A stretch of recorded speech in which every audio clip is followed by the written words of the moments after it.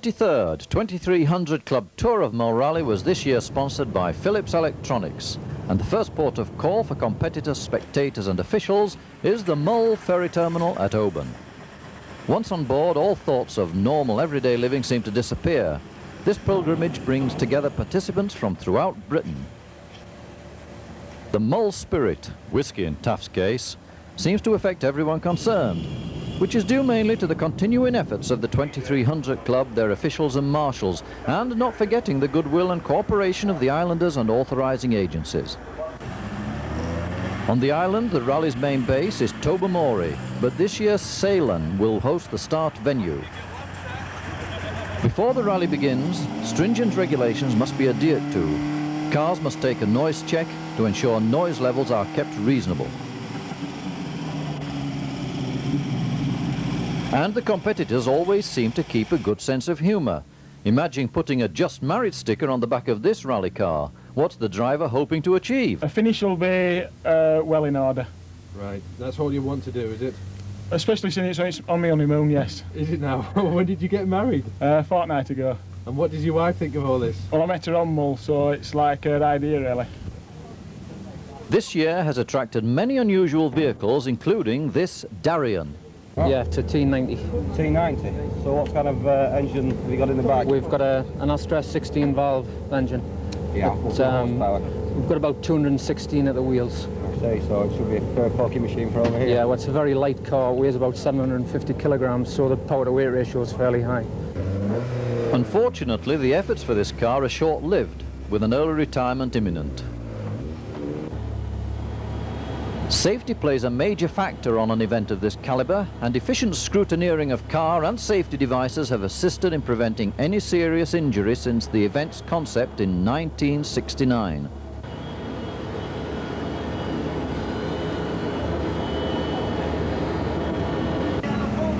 Tyres also play an important factor, with a variety being used.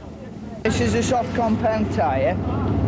The reason that we cut the lines in it is so that it's got a tread pack, right, to cover the vehicles on the road for the Road Traffic Act. I'm with you. Right? We can't use plain tyre. Right. The laws of the land won't let us do that. We've got to use a tyre that's at least had grooves cut in it. They've got to be a certain distance apart, and there's got to be, the bigger the tyre, the more grooves you need. This will be giving full grip within probably a mile of the start of the stage. This tyre will be red hot. At the end of the stage, this tyre, you should probably just be able to about bear your hand on it. It'll be that warm. Constant communication throughout the event is essential. The service provided by Rainet is second to none. Even to the event of kitting out one of the course cars, so that the stage opening information is readily available, so action can be taken before the stage starts. One of the main attractions of this year's event is the MG6R4 of John Price, the reigning British Tarmac Rally champion.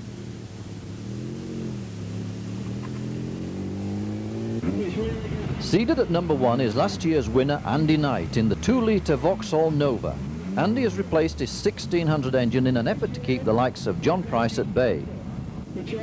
New clerk of the course, Nigel Worswick, started the rally from Ceylon, with Philips UK Managing Director Kevin Kennedy flagging the cars away.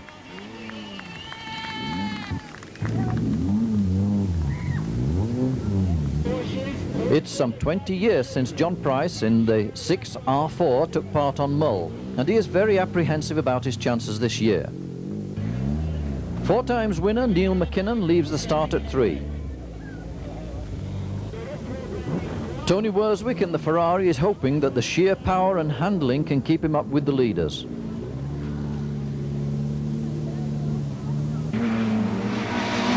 Andy Knight on stage 1 set a blistering pace, taking 10 seconds off the second fastest man, John Price.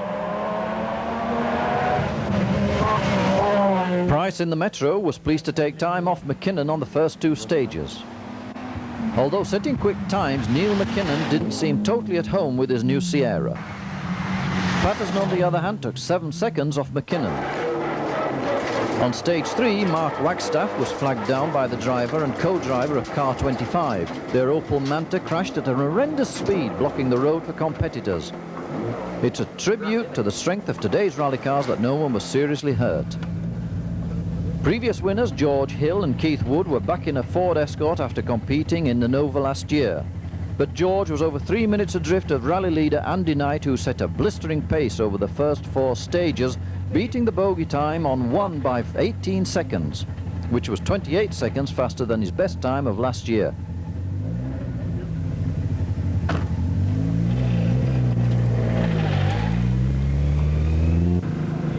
By the first service, Steve Eggleston in car 8 was lying 5th overall.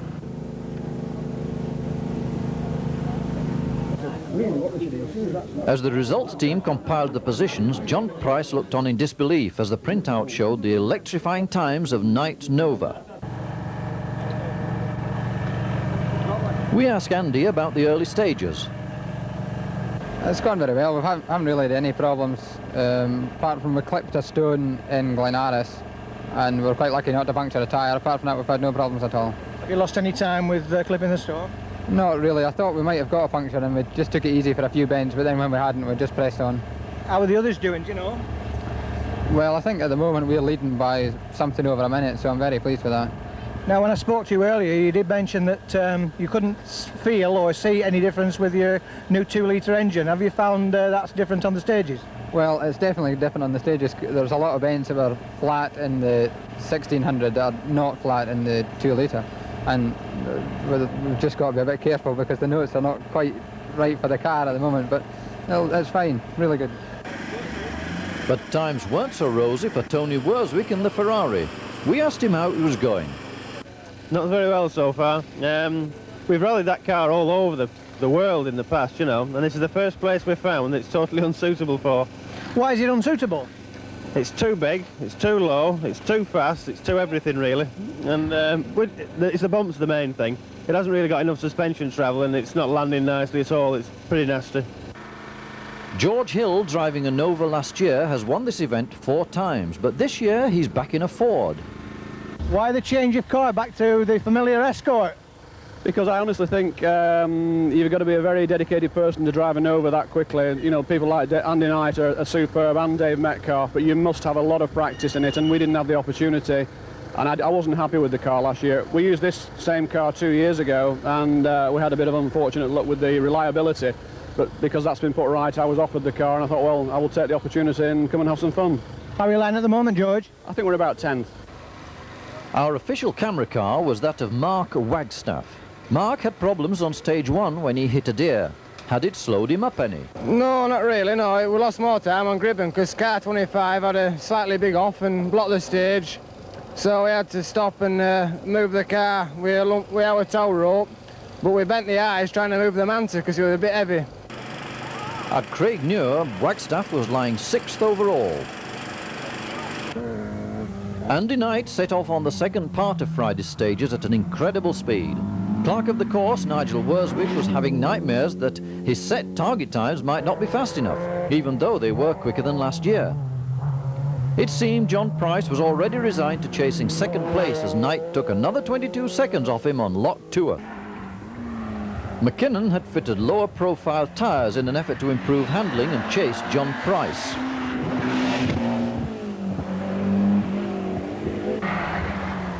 Mike Patterson, lying 4th, gave himself an earlier fright when landing on the grass after Gribben jump. Tony Wagstaff in the Ferrari just could not cope with Mull's undulating roads. Another of the ES Sierras was car 48 of John Cope and Alan Whittaker, who were lying in a creditable 14th overall. John and Alan were delighted with their climb of 34 positions from their seeded number after only 6 stages. But what they didn't realise was that only 3 positions behind them, in 17th overall, was Dougie Ingram in a Mini, who was originally seeded 104th, a climb of 87 from seeded. Michael and Trudy Storrer in the 28-year-old Anglia were lying in 32nd position. By now, rumours were spreading that both Andy Knight and Neil McKinnon had had problems. At the sale and service area, Andy Knight's service crew looked pensive, as Knight was by now 5 minutes overdue. Other service teams also awaited their cars. The crashed Manta seen earlier was on show for everyone at Salem. George Hill and Keith Wood had problems with lights over the last section, and as George's eyes are dimming with age, this lost them valuable time.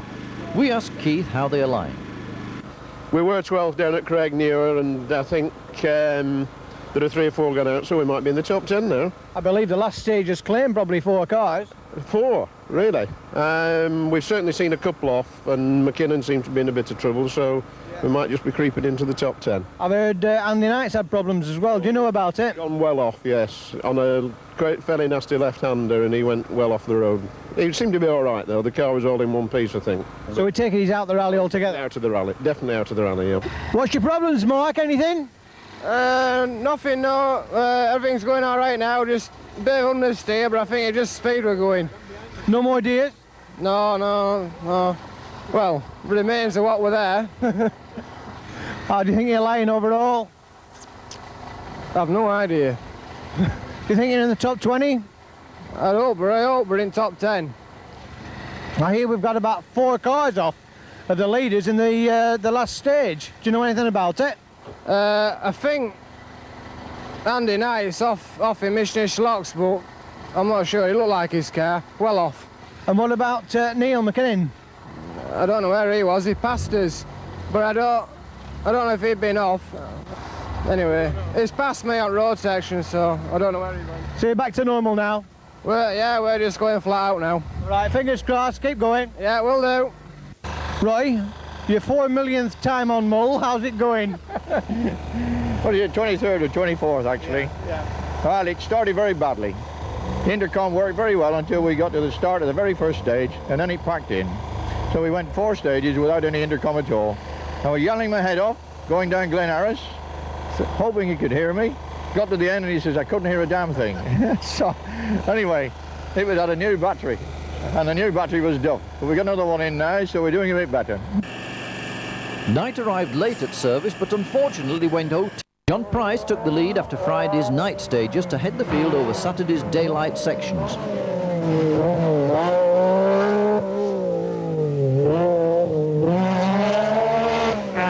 Moving into second overall were Mark and Tony Wagstaff, but they were hotly pursued by 1986 rally winner Mike Patterson.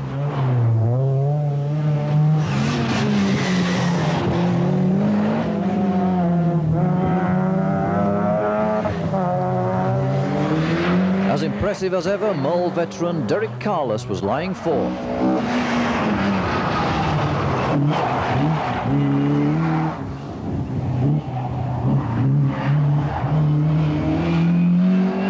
David Thompson in the Sunbeam was lying 5th overall, but later problems were to move him down the field.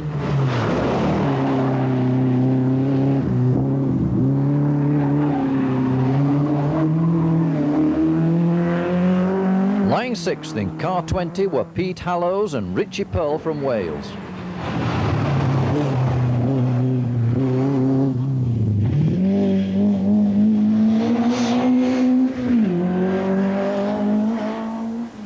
In 7th place, John Dalton and Chris Barron in the Mark II Escort.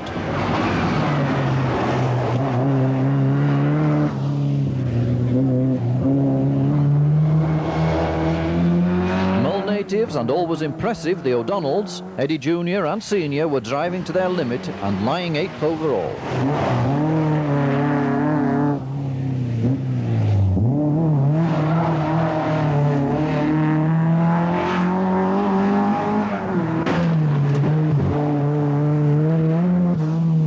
Lying 9th was Paul Kirtley and John Geldart in the Cosworth 2-litre.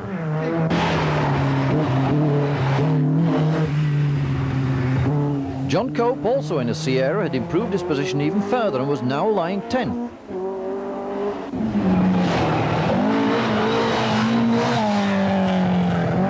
Billy Bird and Plug Pullane were lying 11th after Friday's stages.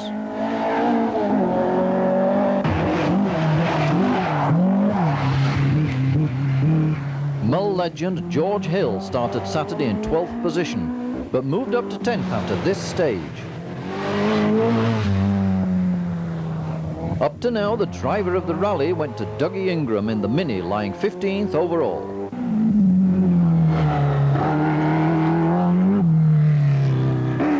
Tony Wagstaff in the Ferrari was to set third fastest time on this stage. Bill and Roy Honeywell in escort number 40 had been caught and passed by the Ferrari and finished the stage 41 seconds adrift.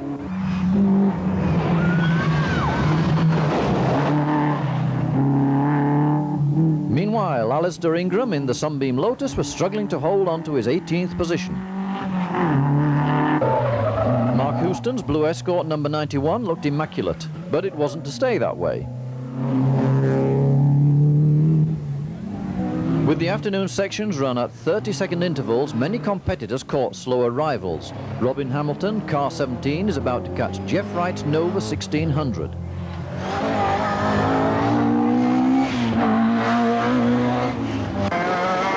On his second run, Mark Wagstaff had a close encounter with the De Vague hairpins.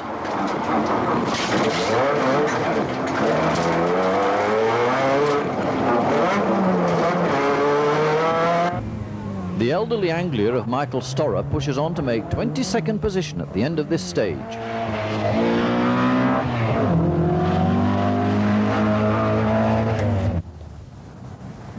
Over on Ensay, Hill Road number 1, Paul Kirkley was pleased with his daylight performance.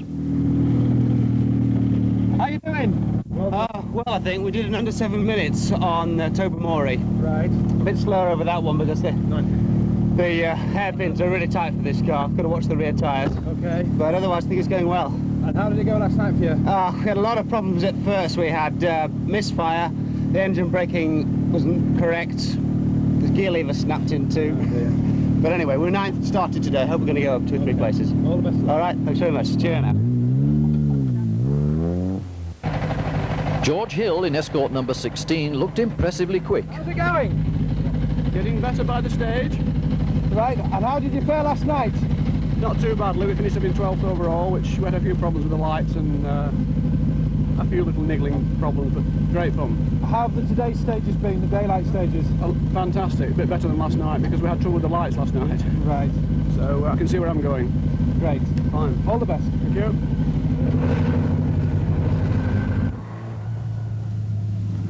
Tony Wagstaff's Ferrari was showing signs of wing damage after Ensay 1. Second place driver Mark Wagstaff was to witness more problems as his cockpit filled with smoke fumes, but he still pressed on regardless.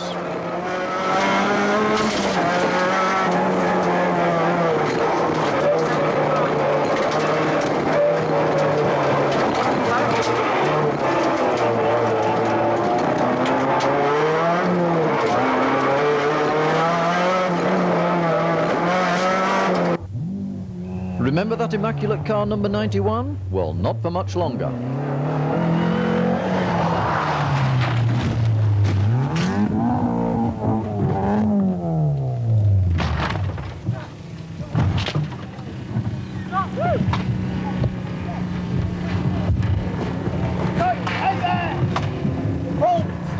Try and get him going. Come on, push out the way. Steer it. Push him. Push him. Come on.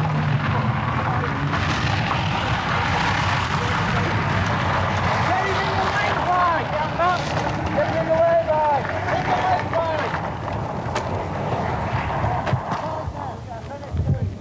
boy. The rolled escort was fortunately moved before Pat Johnson in Astra 81 arrived on the scene. Little did Pat know he was about to be asked a big favour from Mark Wagstaff.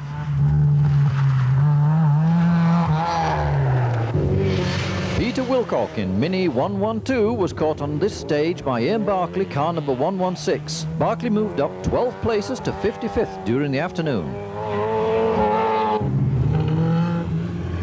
Memories of Mull would include the Clan Crusader, a car similar to this won outright 20 years ago.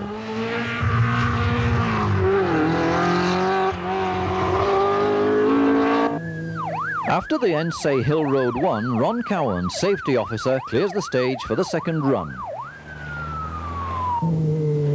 First car through, and 2 minutes in the lead is John Price's MG.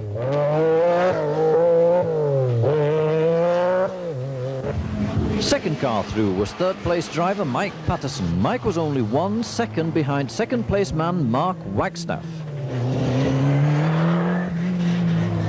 Wagstaff, unperturbed, still finds time to wave to the crowd.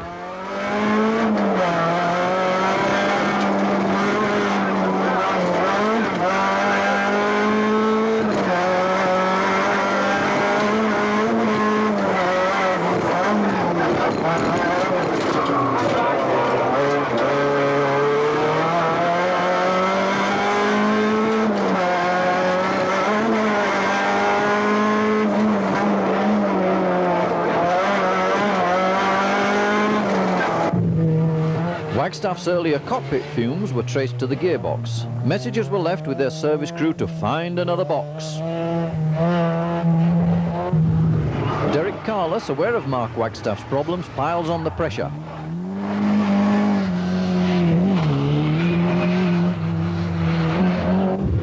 Peter Hallows moved up to 5th place after David Thompson in the Sunbeam lost 3 minutes due to a puncture.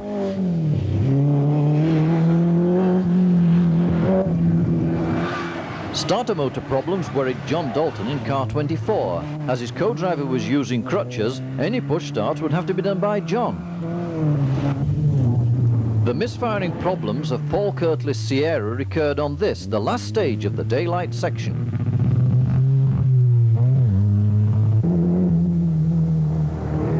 Tony Wagstaff in the Ferrari sets his quickest time of the day on the Michenis locks. But the 4-litre V8 308 just didn't settle into Mull. But has he had a trouble-free run? No, we haven't. We found out that we'd run all the last night with one of the injector leads off. It was only on 7 parts. But today's gone a lot better for us. I mean, we've been looking forward to going over Michenis locks all weekend, to be honest, and we gave it death, as we promised we would do. We managed to get third fastest time. It's still useless on the other stages. It just gets totally out of phase on all the bumps. But the second time over the locks, we decided we'd have a right crack and see if we'd go for the fastest time. And it was all going very well, actually, to the last corner. Then we struck it off down a ditch. Ron, we're at the halfway stage of the rally. Obviously, efficient service again from Raynet. Have you had any problems? No real problems at all. We've got even more Raynet operators here this year than before. I think we've got 45 in the island. We've also got 7 doctors and 8 rescue crews. I know there's been 1 or 2 big shunts yesterday, and I believe we heard on Raynet that they was passing the information through, so it's obviously working well. It's working well. They're working individually on the stages from the start to the finish. Lots of the midpoints are covered, all road junctions are covered, and everything is then linked back to Raynet control here at the Bellacroix. If there is a problem on a stage and we want to isolate that stage, we can actually isolate it, leaving it working on its own, and get on with the rest of the rally. Does that mean you've a Raynet operator at the beginning and end of each stage? Yes, in fact, at the beginning of each stage, we've probably got 3 Raynet operators, 1 dealing with the stage, 1 dealing with the doctor, and 1 dealing with the rescue unit. The third and final restart was at Tobermory at 7:20 on Saturday evening. The drivers were faced with a dilemma due to the change in weather. Should wet or dry tyres be used? John Price wasn't taking any chances. A change back to his beloved treaded TRXs had been made for this final leg.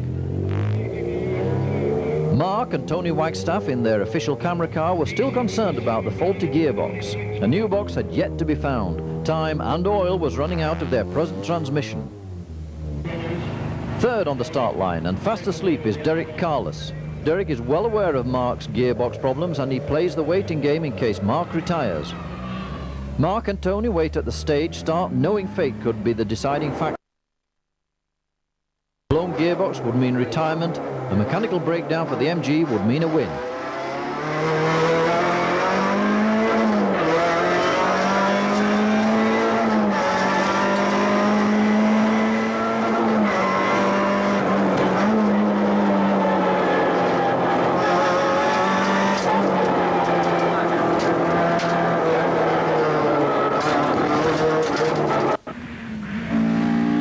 Contenders on part 1 of Saturday night stages were John Price, Mark Wagstaff, Derek Carless and Peter Hallows.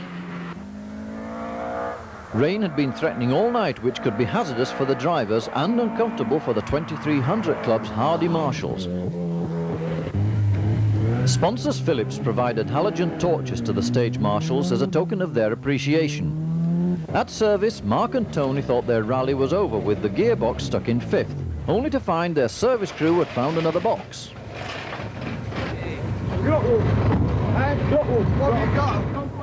We asked Mark what happened.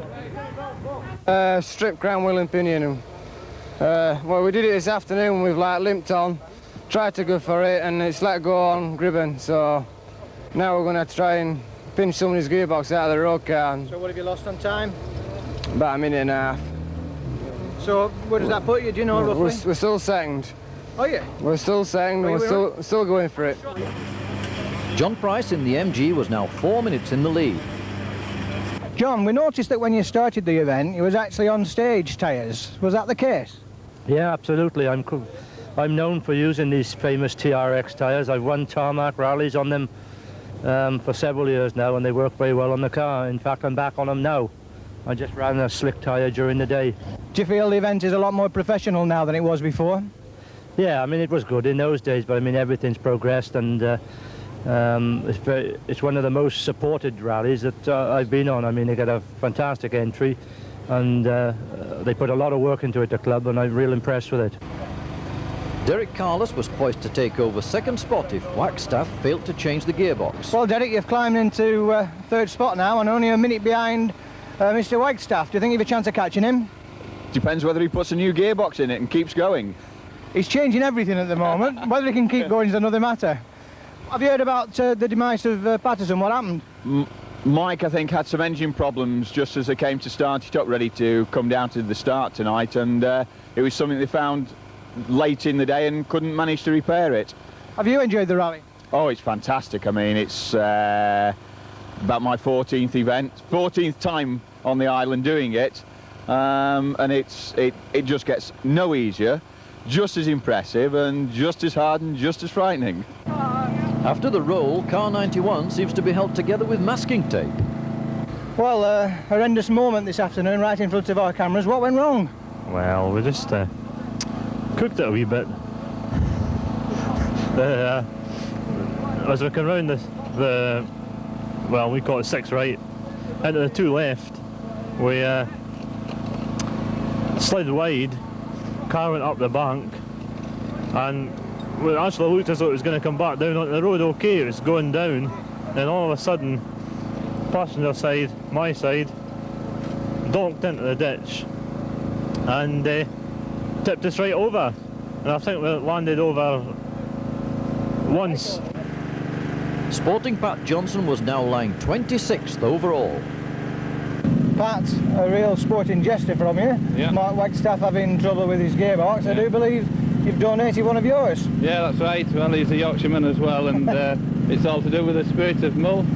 Yeah, Mull seems to have that type of spirit between competitors where other rallies don't. Do you feel that? Yeah, everybody's great, you know, I mean, just keep them going if you can. Yeah, it's brilliant. So what happens if yours breaks now? Hard luck. John Price headed the field for the 5 remaining stages. With gearbox replaced, Wagstaff tucks in behind Price at the start of the Missionish locks. The stage rescue vehicle shines light on the proceedings. But this was to be the 6R4's last stage, as its engine died just outside the De Vague Cemetery. Mark and Tony were about to take the lead, and the marshal commented, "They seem to go faster with your camera in it."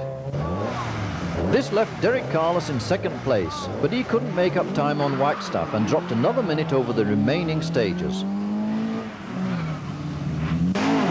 David Thompson in the Sunbeam had dropped to 7th overall. A spirited drive by Hallows was to earn him 3rd place overall. Making it 2 father and son crews, in the top 4 were the ever-popular O'Donnells, Eddie Jr. and Senior. Fred Blundell's efficient results team worked throughout the night. At 3 p.m. on Sunday, the results were declared final after no protests. So, Philips Managing Director presented the champagne to winners Mark and Tony Wagstaff. Congratulations were received by 2nd place crew Derek Carless and Pete Forrester, and 3rd place Pete Hallows and Richie Pearl. The formal presentation took place that evening at Arros Hall.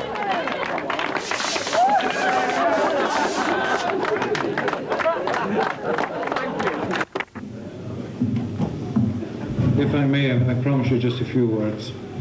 First of all, on behalf of the Phillips people that are here, we'd like to say thanks. It's been great fun, and it's actually been a privilege to be involved with an organisation like this.